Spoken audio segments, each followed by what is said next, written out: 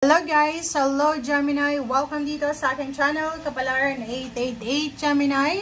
Pasensya na kayo Gemini kung naka-lay na lahat ng cards mo dito kasi hindi ako pwede magpakita ng kamay ngayon dahil may sugat ako sa kamay. So, I hope na maintindihan nyo siya. Pero nabalasa ko to, okay? Without the camera. Okay, so yun. Gemini, first card mo dito is Hathor, receptivity. Okay, Gemini, hayaan mo daw ang sarili mo na makatanggap sa linggong ito. Okay? This will increase your intuition, energy, and ability to give to others. So, ibig sabihin na meron kang mga intuition or messages from your intuition, from your instinct na minsan, di ba, dahil sa sobrang focus natin sa ibang bagay, hindi natin masyadong nabibigyan ng focus. So, this week sinasabi na papasukin natin yon, tanggapin natin yung message from our ancestors, from our God, from heaven, from the universe, spiritual helpers, and yung mga pumapasok sa isip natin na ideas. Okay? Nakikita ko rin sa'yo dito, isang mature na individual, pwedeng ibang lahi siya. Gemini, kung babae ka or lalaki, pwedeng isang tao yung medyo may edad na ang magkaka-interest sa'yo. In terms of love, relationship, or career.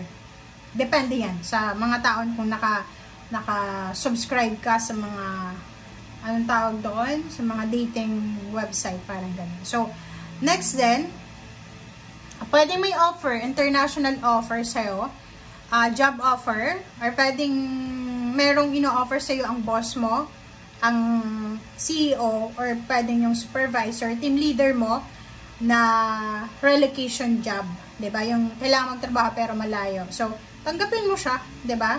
'Yun. Plus nakikita mo tong The World card, same energy din eh. The World is all about endings, positive endings, satisfaction, completion, 'di ba? So, sinasabi 'yan sa iyo, possible na mga offer siya, international offer. Mag-comment ka nga diyan, Gemini, kasi may nakikita tayo ditong Gemini na parang tumatango-tango siya. Sabi niya, so kailangan ko palang tanggapin yung offer na to. So, eto siya, tong The World card, international offer, long-term contract, for long-term job. Diba, parang ganun. Nandito ka sa Two of Swords eh. Diba, yung parang iniisip mo, tatanggapin ko ba or hindi. Nagdadalawang isip ka, hindi mo alam kung ano yung gagawin mo. Okay? So, Nine of Swords, sinasabi sir dito ng barahan na kailangan mong magmadali. Well, the iron is hot. Diba?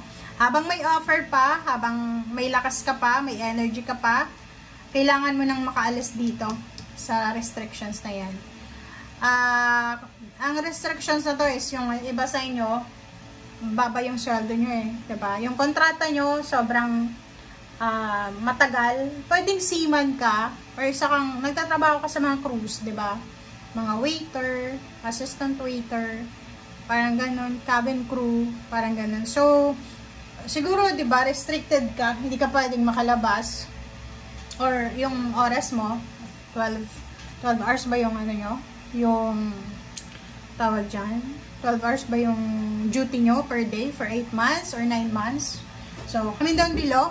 Dito sinasabi na kung may pumasok na opportunity sa'yo, kailangan mong mabilis na i-grab ito kasi kita mo naman dito pagod na pagod ka. Kumikita ka ng malaki, pero sa realidad talaga, pagod na pagod ka.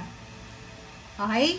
So, the Star card and then 7 of Wands, dito sinasabi na habang maaga pa, yun nga, habang kaya mo pa, habang kaya pa ng katawan mo, habang kaya mo pang magpuyat, habang kaya mo pang mag-travel, habang kaya mo pa, kailangan mo nang i-grab yung opportunities na to. Okay? Ipaglaban mo na yung dreams mo, habang kaya mo pa.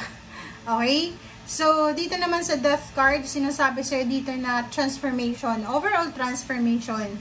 Yung transformation sa buhay mo, nakadepende yan sa actions mo, sa decision making mo.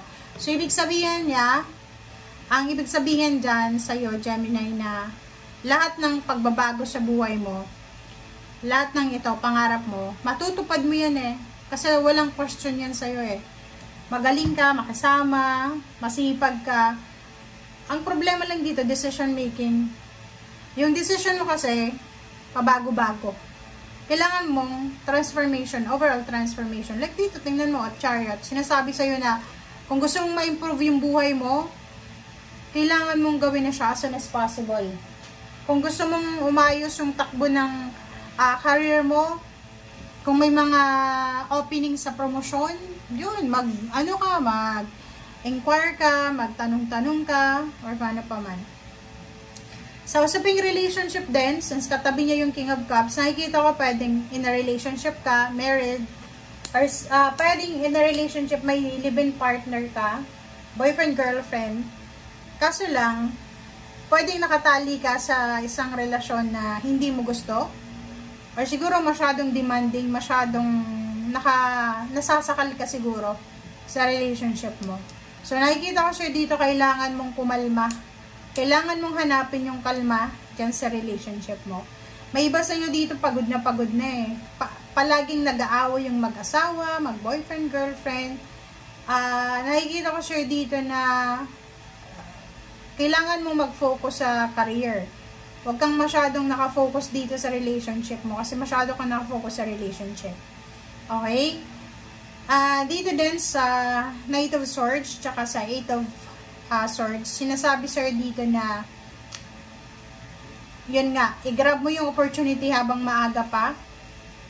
Kung gusto mong maging kalmado, maging maganda yung takbo ng buhay mo, gawin mo na siya as soon as possible. Okay?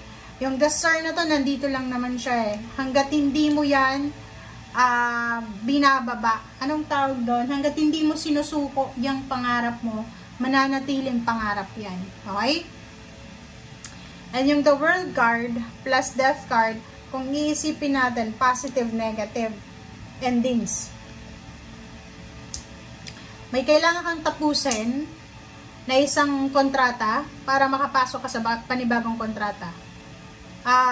Kung relationship naman ito, kung gusto mo, tapusin mo yung kasalukuyang relationship mo bago ka pumasok sa bago. Kasi parang two timing, ano ba yan? Third party, so ingat-ingat ka. Basta ang nakikita ko siya dito, all about relocation, travel, migration, bibili ng sasakyan, sasakay ng eroplano, lilipat ng residence, lilipat siya ng career niya. Pwedeng yun, seaman, tapos bigla kang magdedesisyon na magtatrabaho sa field. Diba? Yung ayaw mo na sa barko, parang ganun. Yung iba naman, ayaw na mag-abroad, gusto na lang sa field, parang ganun. So, comment down below if you resonated. Okay? Thank you guys. Bye!